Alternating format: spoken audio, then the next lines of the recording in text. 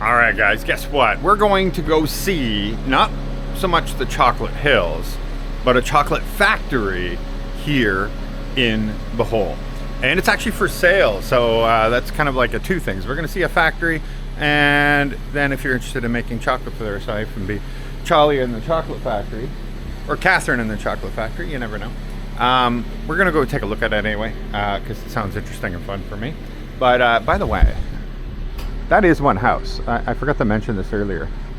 So when I said this is like Billionaire's Row, that is his garages for custom cars, guests, everything. And the house is all the way up there.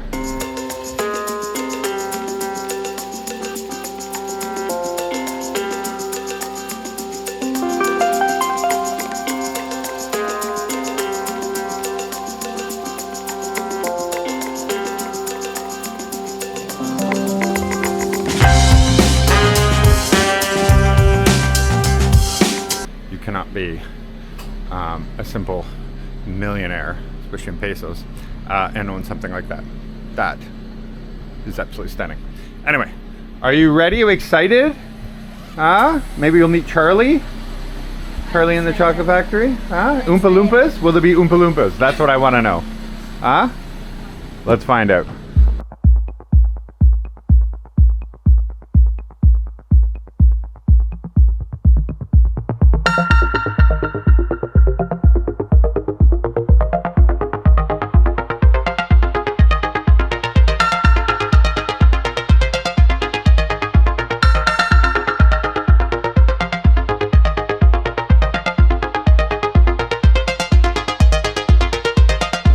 Well, guys, it was a beautiful drive through many windy, tree-lined, beautiful roads, and we have gone about an hour and a half outside of the capital, Tablea. And from there, well, you go right through. Hello, guys. And then you get right into the very famous, all over Bohol, Chocolate Hills. From the Chocolate Hills, it's only a short drive to come to where we are right now. We're just meeting for the very first time right now. Has this Nissan Kick. See, look at that. It says gas, but it's not gas. I believe this is an all-electric vehicle. Yeah, it is. I like your license plate. It says gas. Did you notice that? Yes. The license plate says gas, but it doesn't use gas. Gas and electric. Oh, it's gas and electric. It's a hybrid. Yes. Oh, I didn't know that. So yeah, this is the all-new Nissan Kicks he's got. And it's half electric and half gas. Look at that. So that's like right now there's a big push for electric cars here in the Philippines, but with the electrical grid, not the best thing to do, obviously. So this is actually even better because it's half and half. So right now we're here at this farm for sale, and the farm is also a chocolate factory, and chocolate, well, is a wonderful thing. You got a whole team here. Yes. Wow. Yeah. What's your names? James, sir. James. Name, sir. Nice to meet you. Wian. Wian? Lloyd. Lloyd? Yes, sir. Who's this guy? Remy, the mechanic. Remy the mechanic. All right, fantastic. And who are these? Who's this? Hi, I'm Marifi. Marifi? Yeah. Nice to Venice. meet you. Pleasure to meet you. Maintenance of the farm. Oh yeah? So is this yours? Your farm? No, Oh no. sir. Maintenance. You're gonna show us around? Yes, sir. Yes, sir. Okay, perfect. So how big is the property? 18 hectares, sir. 18 hectares. Yeah. And how much chocolate does that produce? We have a plant of cacao, Yep. coconut, and rice field. Oh, there's rice here Yeah, as well. yes, sir. Okay. So rice, cacao, and coconut. Husband, Hello, nice to meet you. What's your name? Larry. Larry. Nice to meet you, Larry. I like how the grass is all cut perfect here. This is beautiful. I'd just walk around bare feet if I were you. All right, let's go for a tour, guys. Okay. Okay. So 18 hectares. I don't think we're going to walk the whole thing, that's for sure. Nice to meet you. Oh, I can see over there. That's where they dry out the cacao. Right? That's the drying area. Cacao. And do you have the roasting too? You roast them Yeah. here? Roast the beans? Do you know how to say that? Yeah, she doesn't know Visayan, so I go translate. Do they roast the beans here too? Well, they dry them first, right? The cacao. You dry the cacao, and then you roast them. Exactly. Do they do that here? They have to dry it first. Yep, they dry it first. That's right. I seen the drying. Yeah, and then no roast. they don't roast. They don't cook. It's not Okay, so they don't turn it into chocolate themselves. Chocolate, no. No, they don't do that here. Okay, so this is a farm then. Yes. I was told it was a chocolate factory. That's why I was confused. No. Okay. Correction. It's a chocolate factory. Or correction. It's a chocolate farm, not a chocolate factory. My bad. All right, well, that's okay. That's okay. You can get yourself some roasters, and you could be roasting the beans yourself, and you can produce it yourself. Wouldn't be that difficult. Some mixers and roasters. So it is actually harvest season right now. Now, there's harvesting twice a year for cacao, and this farm produces 250 kilos of the seeds, okay? Because the whole thing doesn't matter. All that matters is the seed that's inside. And so they right now are producing 250 kilos twice a year of the seeds themselves, which are extremely valuable. As you all know, chocolate prices are through the roof, and so that's pretty good, I guess. I don't know the math yet, so I'd have to look to see what the going market is. So they don't roast it like they said. All they're doing is they'll dry it out and then they sell them.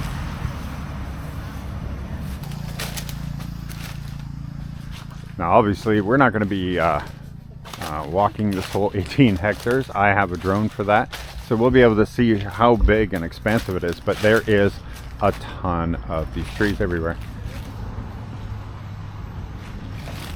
And from another time that I was down, I believe coffee is also something that you can grow if you can grow cacao. So you can have your own coffee growing trees here. And you can see here they have bags over them, right, to keep the bugs out. And so that's what you often see, these little sacks on the outside of them. And that way they don't have to use any pesticides.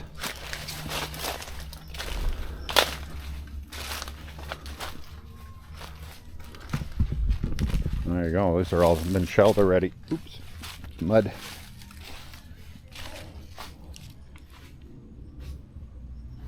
Shelled and the seeds removed. Sorry. So just the two of them harvest all of this cacao. It takes about a month to harvest for all of them. So that's pretty impressive, just the two of them harvesting this whole thing. Yes, sir. So 17 hectares is made up of this. Yes, sir. And 1 hectare made up of the rice fields. Wow, it's so interesting. I can't wait to get the drone up here so we can take a look from the sky.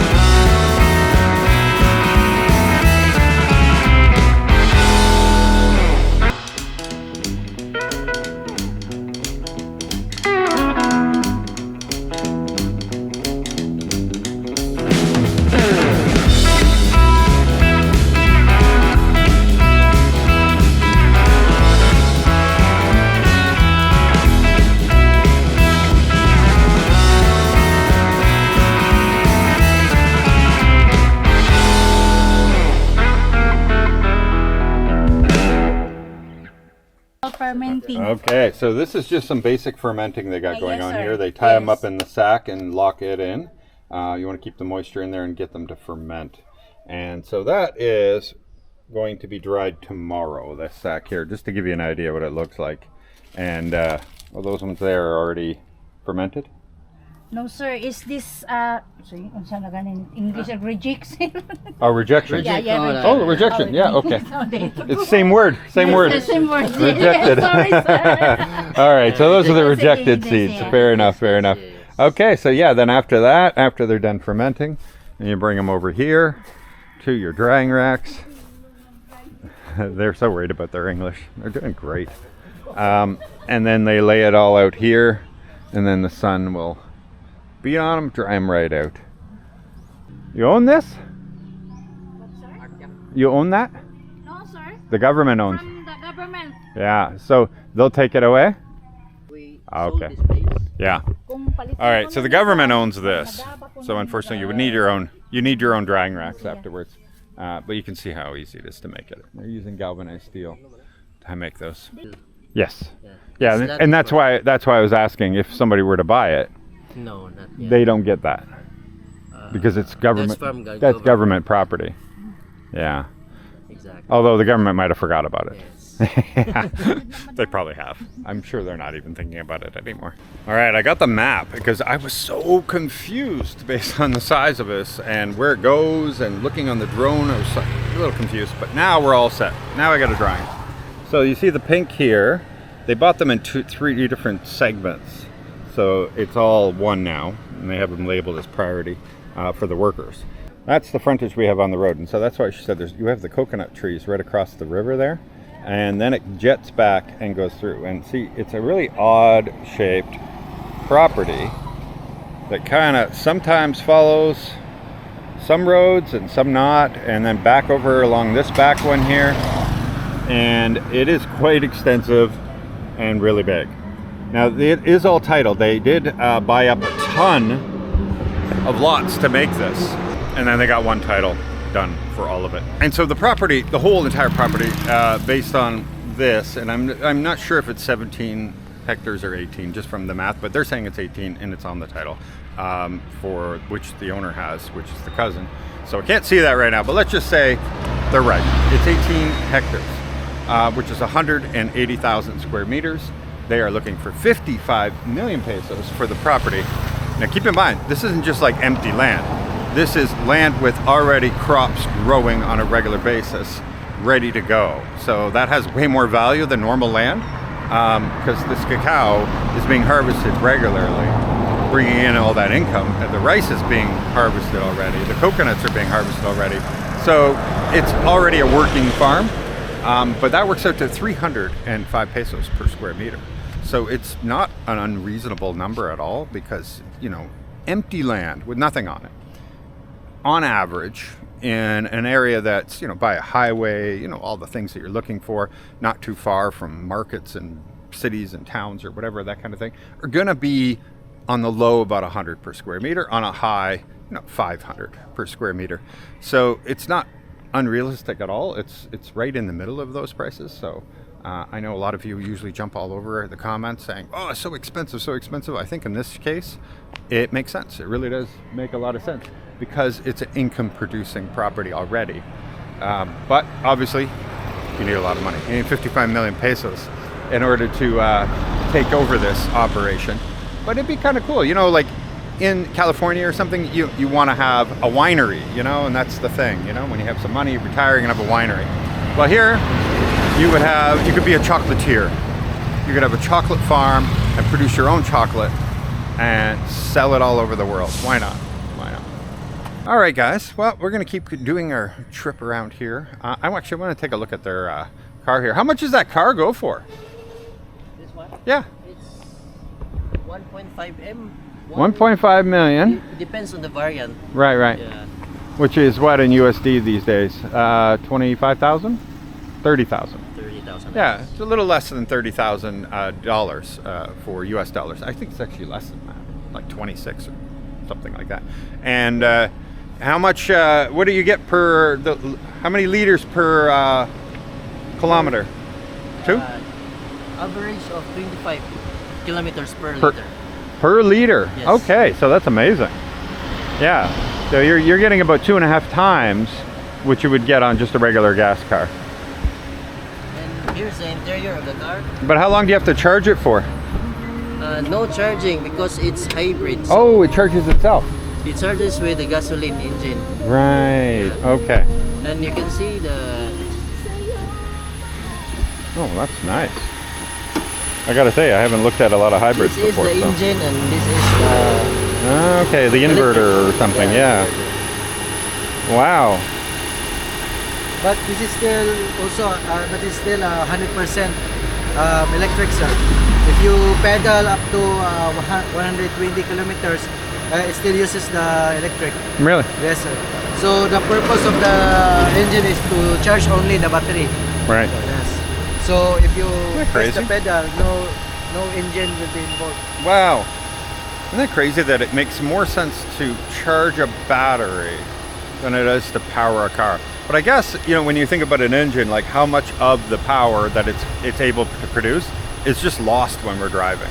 Where when you have a battery, it can take in all of the energy. So interesting. And it makes sense. Like if you're going to be out here, you're using very little gas. How big is the tank? 1.2 liters. Right, but no, how many liters does it hold? Average of, Gas tank. 40, sir. 40 liters. 40 liter tank. Okay, Yes. so you're gonna go a long way on a single tank of gas. Yes, sir. Exactly, yes. Yeah. Very cool. Where are you guys located? From Tagbilaran. Yeah, you're right in the capital, right? Yes, Nissan Terra. Isn't there? Oh, Nissan oh, Bohol. Nissan Bohol. Yeah, that's. Rather, Nissan Yeah, I was gonna say that's a vehicle. That's a vehicle. The Nissan Bohol. Nissan Bohol. All right, well, there you go. Little plug out for these guys. Was not intentional. He just happened to be already here, so that's great. Anyway, so if you're interested in their farm here, I'll give you Lloyd because he'll talk to his cousin. I'll give you his contact here because, yeah, like I said, it's a cool little business. Look how pretty it looks. Of course, you're going to do your own thing and do even more than that. But having all this frontage here on the main highway is so important. So easy to get shipments and everything coming in. Oh, and there's also some phone numbers and stuff too. All right, this was cool. I love here in Bohol. It's so pretty. You know, unlike other places that I've been in the Philippines where you think, oh, I'll just go outside of the city and drive off into the country and there'll be so much peace and land and, you know, just quiet, that kind of thing. And normally I'm disappointed because you leave the city and you're like, oh, no, there's just like a little house, like, you know, little towns and I don't want to say it wrong or anything, but little shacks all over the place. Whatever. There's no real like countryside where you don't see anything. It's rare to see that. And Bohol is not very well populated because there is a lot of just countryside where you see nothing. No dogs running out on the road to hit or anything. It's so pretty here. So you're hunting around town, the town of Carmen, and which is where the home of the Chocolate Hills is. And we're like, oh, we'll find somebody somewhere who's selling the tablea, the chocolate, right? And nope, so far no luck. So we're down at the Chocolate Hills right now, and we're hoping the Chocolate Hills has chocolate. 100 pesos per person, shuttle included. Your first time in the Chocolate Hills? Up on the Chocolate Hills? She's hoping there's chocolate. She's been desperately wanting chocolate, so. Yeah, to play on words, I know it's not about chocolate, but they call it chocolate. Come on, let's have some chocolate. Let's have tablea. Tablea. Tablea Hills.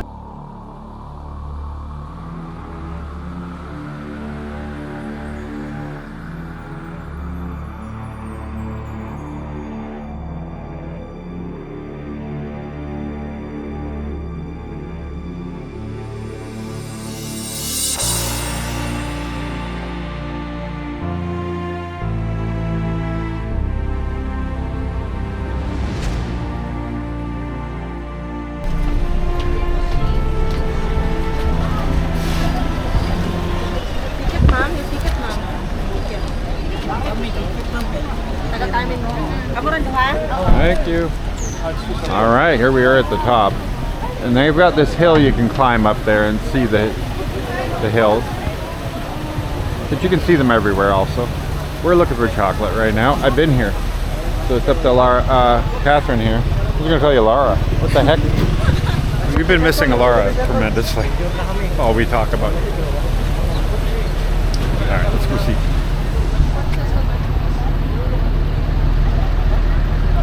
Good afternoon. Alright. Do they have it though? There's more places over there also. I'm gonna guess they don't. No. I don't see it anywhere. They just have normal food. Like from a sorry. Stairway to heaven. We'll see. So we just got very lucky. No, they don't sell chocolate here. So there you go. If you start a chocolate business and you do the whole process, target market is right here. Anyway, the waitress is like, sir, I have some. I'll sell it to you. So the waitress is going to give us tablea. Chocolate. Tablea? It's tablea, right? Yeah. Yeah. So we're going to have it the traditional way. And thank goodness for this amazing waitress because they don't sell it here. So I was looking up the cacao prices, like for the powder, cacao powder. A kilo of cacao powder around Manila is going for anywhere, let's say 500 pesos to 1,000 pesos, so not very much. And that farm was only producing 500 kilos a year. So that's not a lot of money when you do the math on that, right? What is that, $10,000 a year or something like that? $12,000 a year? But that's kind of the reason why a lot of farmers aren't very wealthy here, or that kind of thing, because they're just selling it in the raw form. You want to be able to make your own chocolates, those kind of things, and then sell the finished product, which you're going to make a ton more money than you would if you're just selling the little bits, right? So you really want to get like a finished product. Yeah, so everybody does them differently. The ones she did here is a little runnier than most, like that I've had. I've had them that they're very like thick, right? But still, this is unsweetened, I believe. The sugar's still here and the milk. So she gave us milk, and then she gave us the raw sugar. And so you can sweeten it how you like, add milk how you like. What do you think? Is it unsweetened? Oh yeah, it's definitely unsweetened. Yeah. So right now, dark chocolate. It's basically dark chocolate.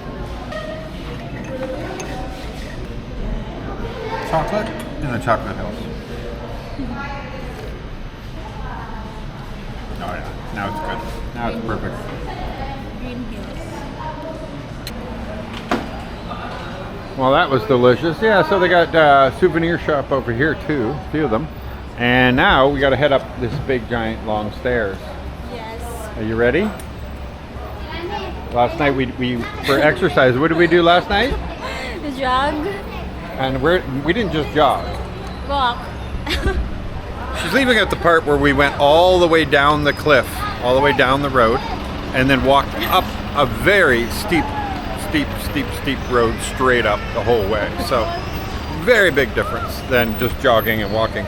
We jogged back up a very steep incline. We were dying. It was nice. Up you go. How long till she gets tired? We don't know. I can handle this. You can do it? Maybe. You can handle it? I'm pretty sure when we walked up that steep incline last night, it was worse than this. Gotta play music over here.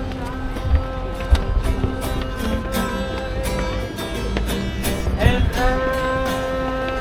as I wait, I'll rise up like Just a long life. Oh no, what? What? Well, you can't do it then.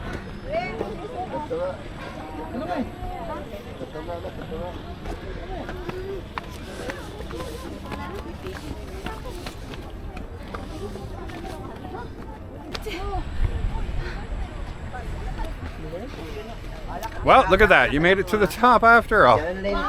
Not the tippity top though. Go right up there. Oh Lord, she says. Lordy, lordy.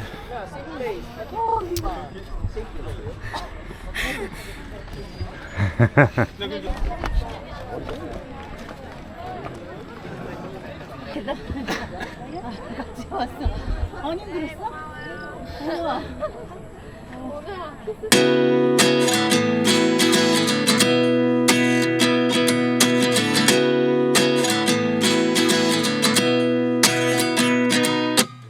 At 29 and I find myself wondering what did happen to the last 10. I ran away with my life, fast forward, never turn back again. It's kind of funny that the more we pass time,